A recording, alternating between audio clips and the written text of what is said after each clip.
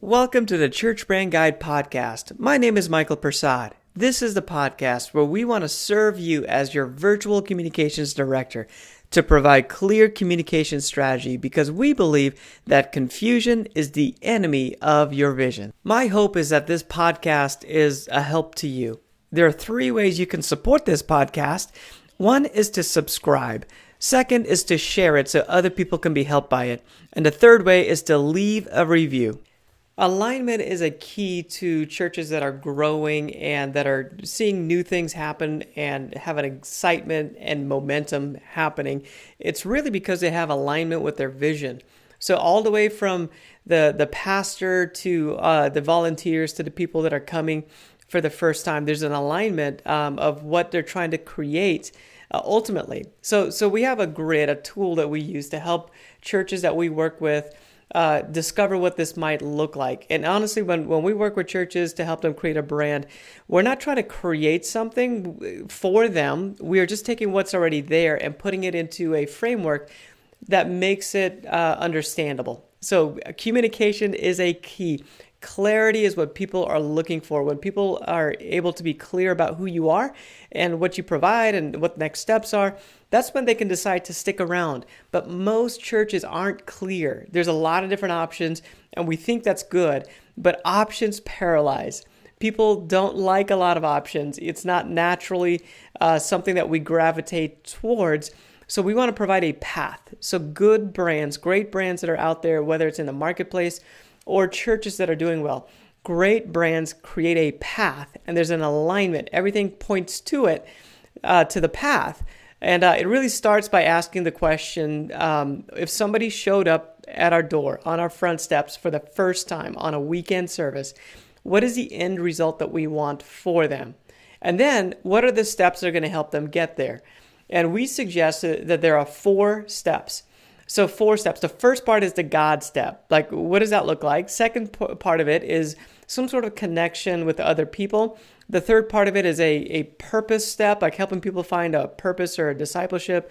And then the 4th step is to help people start to make a difference with their lives.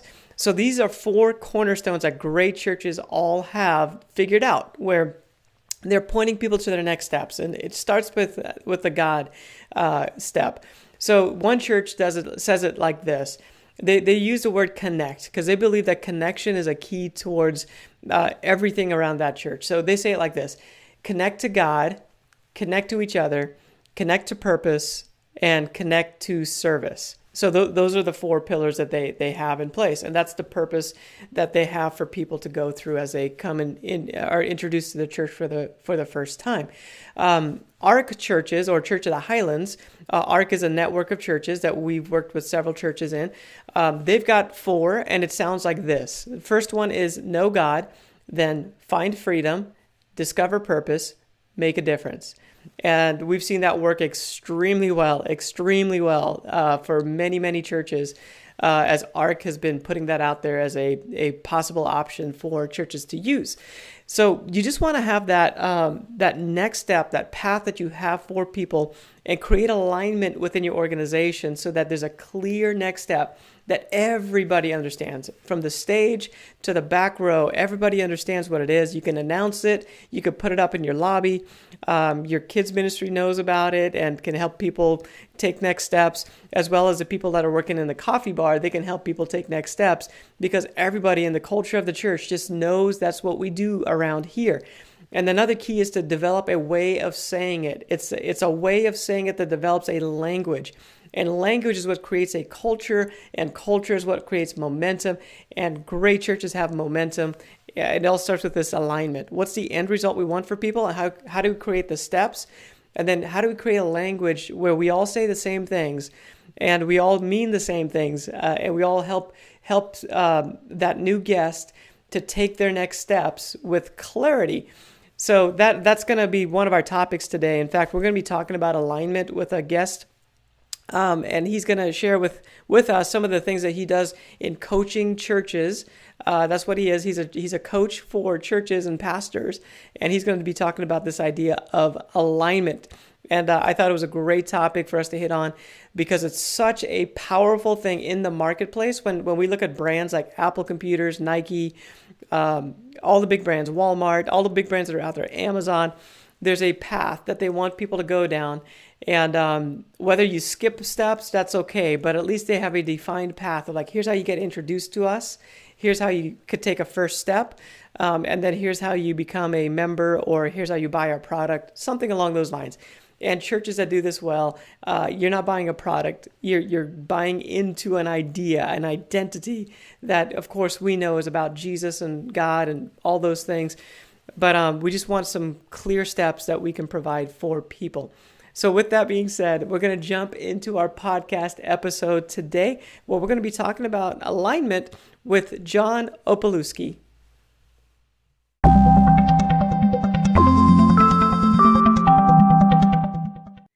Hey everyone, welcome to the Church Brand Guide podcast. This is Michael Persad, and today we're going to be talking about this idea of creating alignment in your church and how powerful that can be to really help you make progress with your vision that God has given you.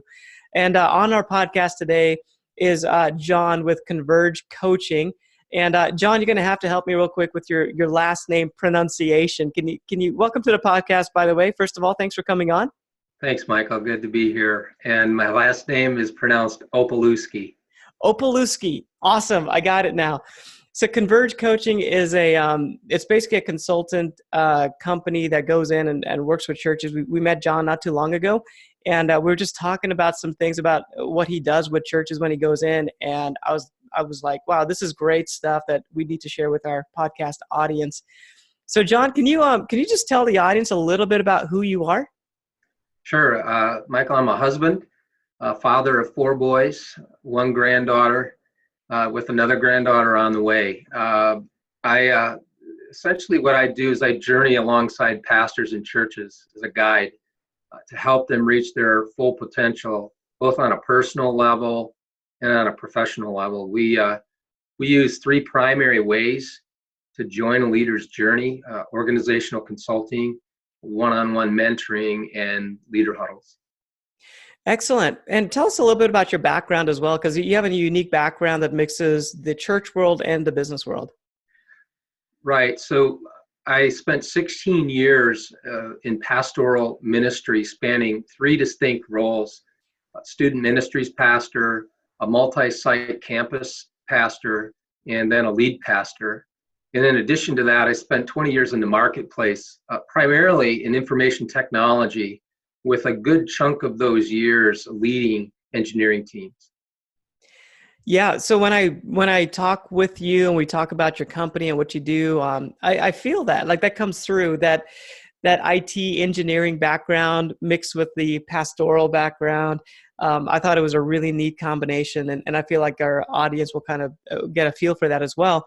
And I'm sure your clients that you consult with benefit a great deal from that perspective, that joint perspective. So we're talking about alignment today and creating this idea of alignment within an organization. And it's not just it's a business idea and it's a church idea. Like it works in both areas. Like both areas need to have alignment. So John, why don't you unpack this idea of alignment? What do you mean when you talk about alignment? Well, when I talk about alignment, we're talking about alignment in some key areas, and I think we're going to talk about that maybe a little bit later in the podcast. But just from a high level, the more aligned you are personally and organizationally, the healthier you become. And the healthier you become, the greater the potential is for growth, and the more prepared you are to handle growth. Not everybody is prepared, believe it or not, to handle success. Sometimes success is harder to handle than difficult stretches in your life. So the more prepared you are for growth, the more you and your organization can expand without it crushing you or your church. So in the end, alignment really frees you to reach your full potential on a personal level, but also on an organizational level. So that's the 100,000 foot view of alignment. And I think we're going to give you some more details a little bit later in the podcast about the 7 areas of alignment that we work with at church. Yeah, so alignment creates health is what I'm hearing from you. It creates a Yes. healthy, not only organizationally, but also personally.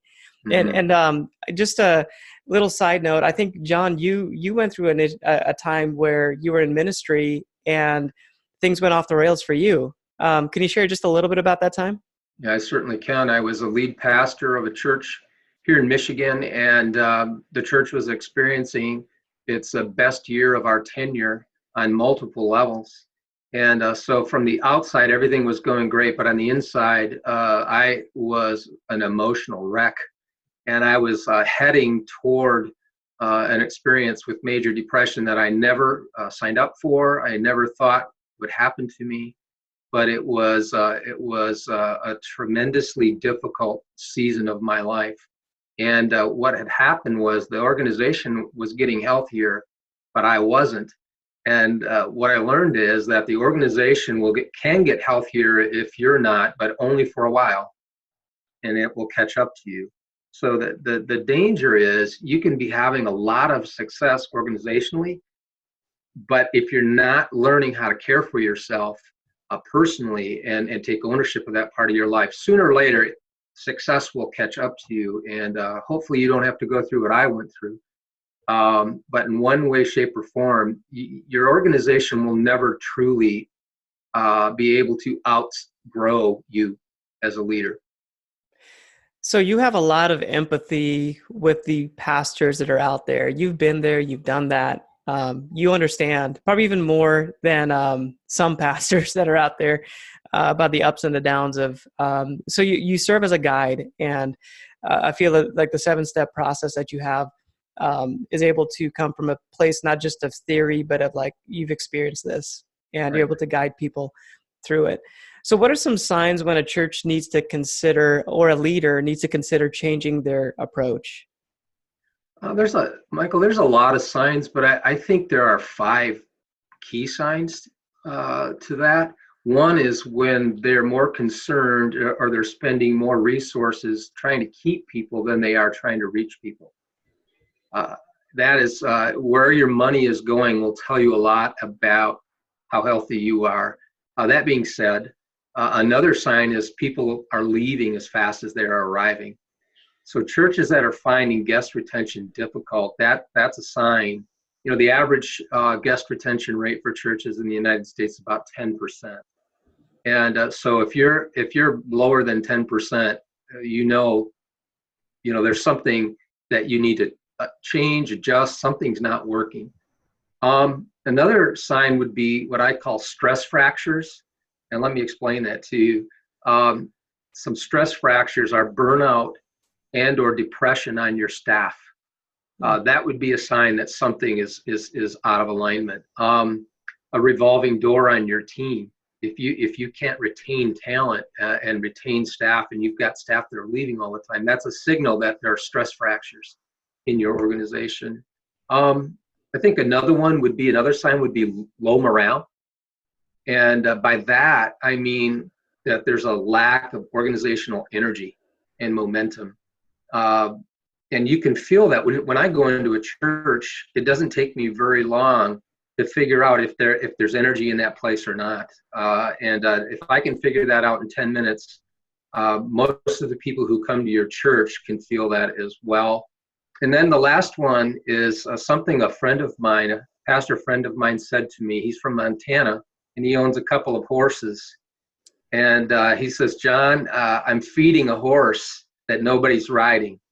And I asked him, could I steal that? Because, when churches are supporting programs with people and financial resources that aren't moving the ball down the field for their church, they're feeding a horse that nobody's riding. And so those would be 5 signs to me that say, boy, we need to consider adjusting how we're doing what we're doing. So tell us how you've helped somebody turn this around. Like, what does it look like for somebody to go, or a church or a leader to go from this place of, where they're not being successful?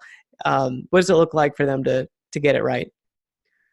So I'll tell you a story about a church here in Michigan. Yeah, they're in the northern part of our state. And when they invited us to come alongside of them, they were averaging about 300 people on Sundays, which is a pretty good sized church for northern Michigan. But they were experiencing two major problems. First, people were leaving as fast as they were arriving. So the front door and the back door were equally wide open. And the second one, and more troubling, was this, that the pastor and his wife were significantly stressed. And they were ready to quit. They were ready to say, I can't do this anymore. So they invited us alongside. We assessed the environment, discovered some of the key areas where they were out of alignment. And then we went on a 1-year alignment journey with them. And at the end of that 1-year engagement, two really awesome things happened. First, and most importantly to me, the pastor and his wife were less stressed, and they didn't want to leave the church anymore. So that was the huge win. Secondly, the back door had become very narrow, and that church after a year was running 500 after journeying with us for 12 months. And today, a couple of years down the road now from that experience, they're pushing 800 on a weekend. And so it was a great success story for us. But again, the two pieces that were most exciting, but the first one was the most, was that pastor and his wife being in a healthier spot and much more happy with the roles that they were serving in. And then the church just took off. Excellent. A lot of times we see that a church just needs, or a leader just needs, an outside perspective to help them get through whatever it is, or get around, or achieve whatever it might be that they're trying to do. And even in our world, we create logos and websites and different things like that. But it's nice to have that outside perspective, that voice that just takes a look at your stuff in a different light, and just helps you walk through that, guide you through that.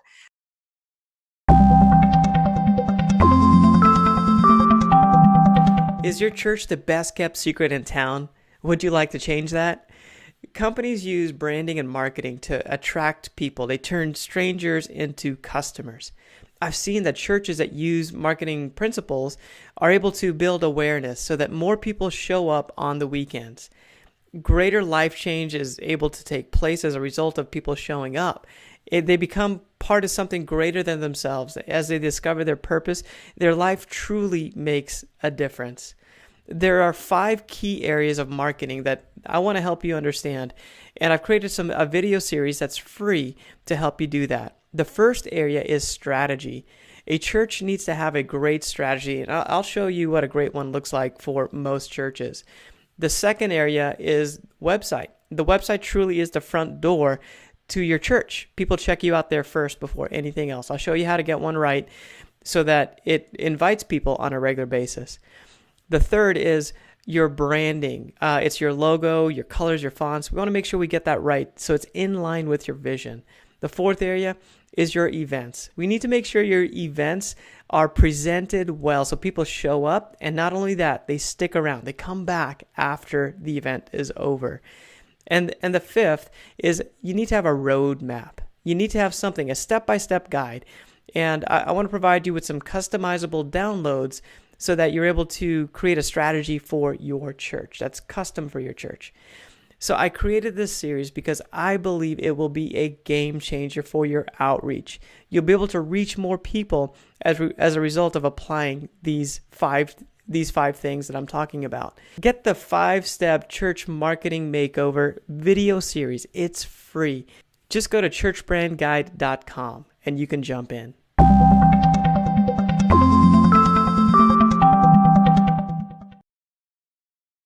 You mentioned that you have a journey. What are some of the keys to that journey that creates that healthy alignment?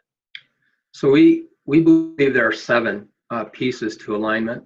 And it starts, the first one is a clear, compelling, mouth-watering vision of a preferable organizational future. That's the baseline.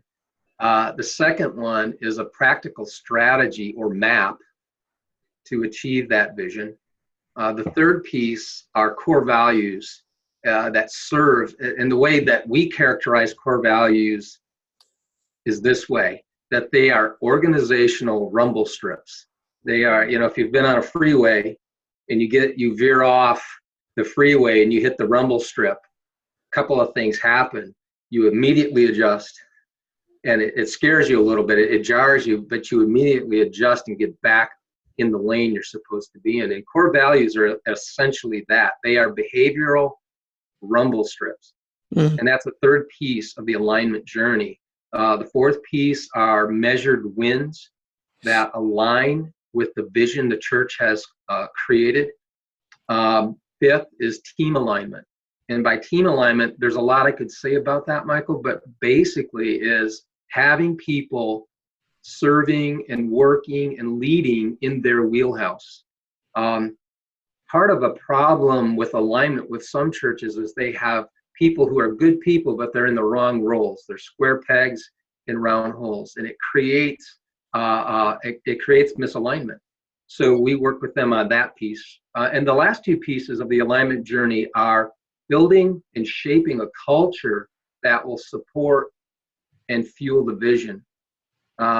You can have a great vision, a great strategy, but if you have a culture that's toxic, culture is going to win. And so we talk about what kind of culture do we want? And then we give a great way for them to figure out how to shape that. And then the last piece of the journey is making sure that the weekend gatherings increase. And this is a term you might not have heard before. I just heard this term. It's not my term, full disclosure, right? But I heard it and I thought it was so good.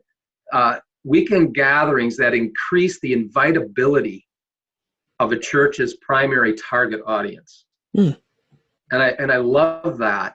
Making sure that what we do on Sundays or on the weekends when we have our gatherings actually aligns with the target audience we're trying to reach. So that's, in a nutshell, that's the 7-part alignment journey that we take churches on. Wow. So we try to, on a marketing perspective, when we help a church in some way, alignments, it's a big deal. It's a big idea. And basically, if you're saying something on your website, it just needs to be genuine to what you believe or what your values are. Or, what are those core things? So you're working through a lot of the core issues that churches need to figure out. And I think one of the things you mentioned too was a roadmap or a playbook that you help them develop for their values, for the vision that God has given them. And then with that documented playbook, it's nice because, drift happens, over time. Yes.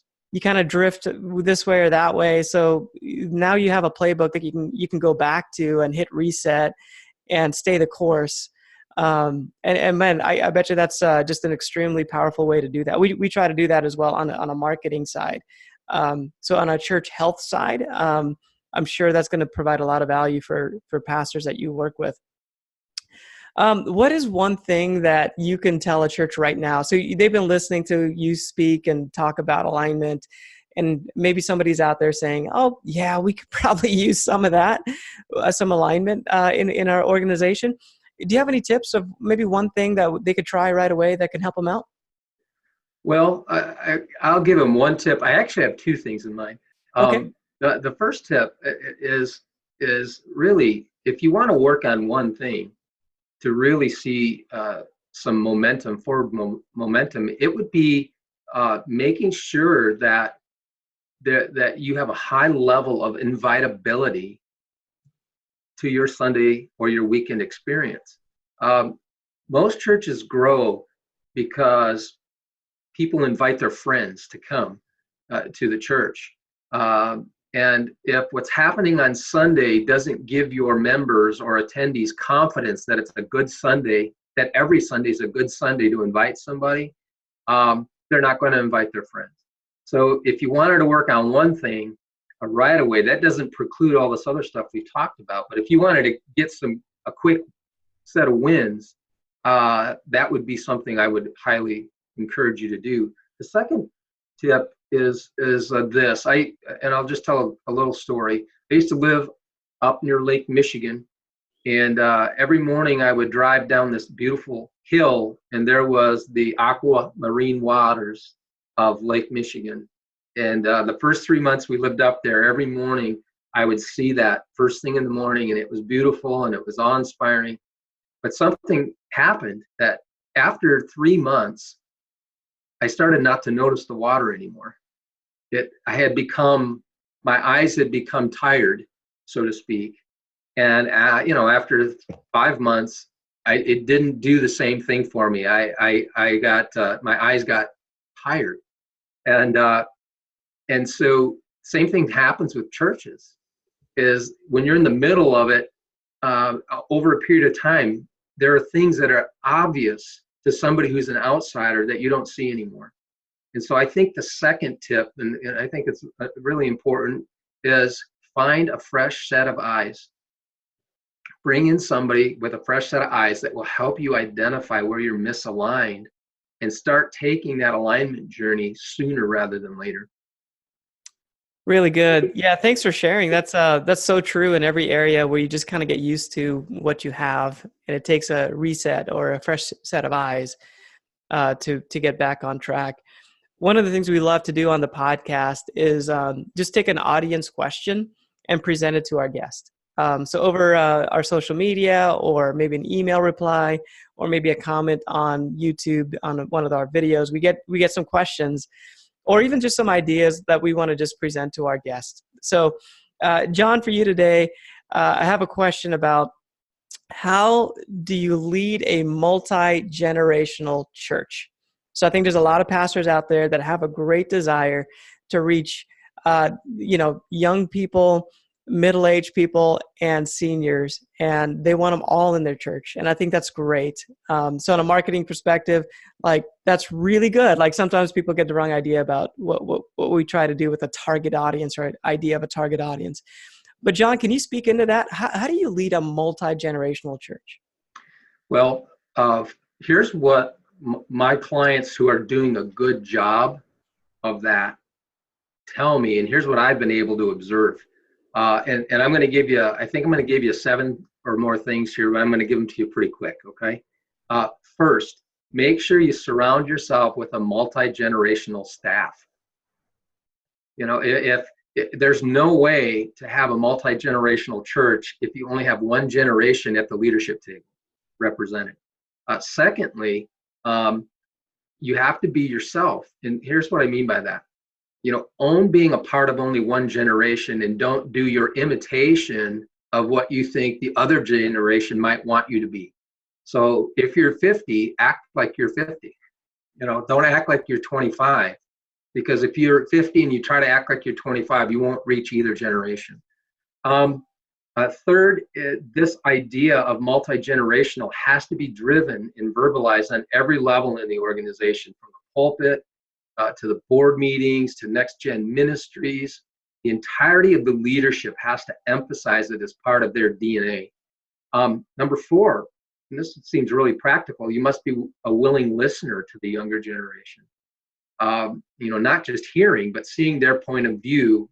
And here's a big deal for those of us that are a little bit older. We have to accept the fact that they know stuff we don't know.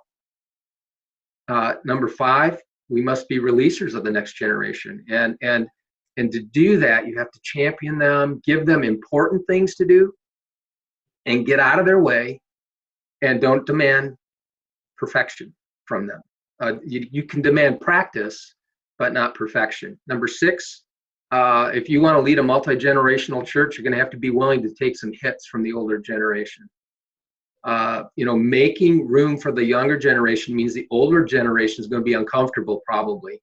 And that can produce pressure on you as a leader. And you just have to be willing. If you really want to do this, you have to be willing to take some hits. And then 7th, spend time with the younger crowd. That can't be understated.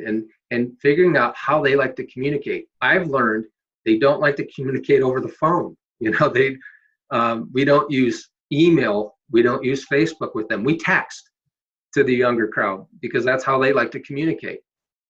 A couple of thoughts to the older generation, if that's okay, Michael, if you don't mind, Yeah, go is ahead. I think if you want to lead a multi-generational church, some of your communication to the older generation has to be, look, remind them that at one time they were the ones who were pushing the envelope and then needed older folks to make room for them.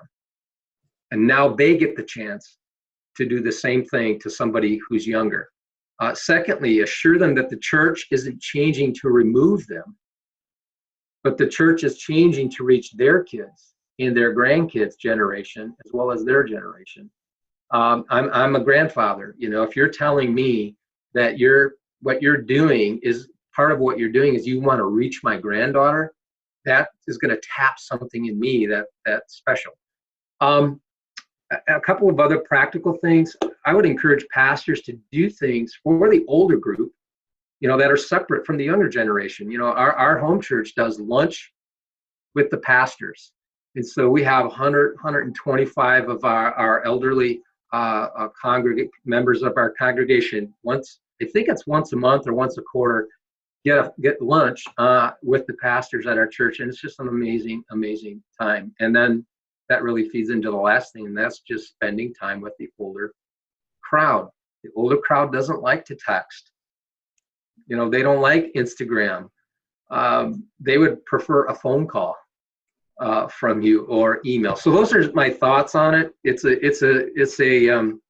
not a simple thing to do, but those are just some things I think that will get you started in a good direction. Yeah, I once heard a coach, older coach, he's probably 70 years old, college football coach, and he got asked a question by a reporter. He said, "Hey, coach, you got all these young kids, they're 19 years old coming in. Why do they want to play for you? Like, why do you?" So the coach looked back at the report and he said, "Hey, if they want to be great, then we'll get along just fine." And so I find like the idea of, on a marketing sense, like when we talk about reaching multi-generations or multi-ethnicities, every pastor desires that they would have a church that is just a mix of all kinds of people in it. And really, the key is it's a mindset. Can you tap into a mindset? Can you tap into? I think everyone wants purpose. Can you help people find purpose? It doesn't matter if you're, again, 70 or 17. Like, you want to find purpose in your life, and you want to make a difference in the lives of others. Yeah. So, John, thanks for sharing your tips. That was a plethora of great things. Thanks for bringing that and everything that you've said so far on the podcast. Where can people connect with you if they want to reach out and just see what you're up to? The easiest way, Michael, is for them to go to convergecoach.com, our website, and that's a great way for them to start the conversation with us. As a matter of fact, we're going to be offering to the first 20 leaders to sign up free 30-minute consultations with us. Just an opportunity for us to get to know them and for them to get to know us and maybe listen to some of the challenges that they're facing. That's the best way for them to connect to us. Excellent. So that's a free consultation where basically you can hang out with John and be able to just talk about your church or just your role as a pastor in your church. And that's really great. Thanks, John, for making that available. It's our pleasure to do it. Well, that concludes our podcast today about just getting alignment in your organization.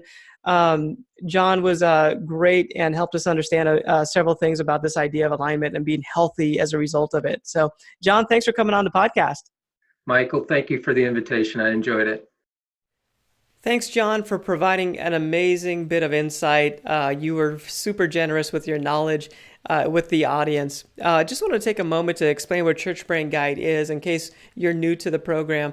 Church Brain Guide is a way that we serve church leaders, communicators with clear communication strategy so that you can communicate well, because we believe that confusion is the enemy of your vision. We've seen over the years that churches that are clear in their communication are the churches that are able to grow and to scale. There's a lot of different factors going on, but communication is a very key component that we've seen that has really helped churches. And that's our passion. That's why we started Church Brand Guide. That's why I'm doing this podcast, and I have the blog, the website with all the different resources that you can download for free. And it's the reason why we do what we do, is to help churches communicate better, because we want to see more lives changed. We started as an agency. Persad Creative is the name of the agency that we have. We still serve churches with creating websites or logos and brands. But the Church Brand Guide is just a way for us to, instead of working one-on-one, to present the information and the strategies that we do one-on-one, but to do it in a much broader sense, to where everyone in the audience, you that are listening, can begin to understand what we do, where people are paying for our services. So that's the hope. And John mentioned Persad Creative a couple times. We have worked with him, and he's really enjoyed our process. And it's been a really great thing to launch his new website at convergecoach.com, like you mentioned earlier. It's a great website and really supports the vision that God has given him as a coach and a mentor for churches. And it's just what we do. I just want to take a moment to explain what that was, because he mentioned Persad Creative in the podcast. So Persad Creative is our service that we provide. That's kind of the name of how we do that. Church Brand Guide is what you're listening to, and that's our free platform that we want to put out there to help churches and to serve church leaders, so that you can have clear communication strategy, so you're not confusing people, and you're seeing more people come to your church and more lives transformed. That's our passion. It's our hope. It's our prayer for what we're doing, that God would allow it to be used in that way. So thanks for joining me. My name is Michael Persad. You're listening to the Church Brand Guide podcast. I'll see you next time.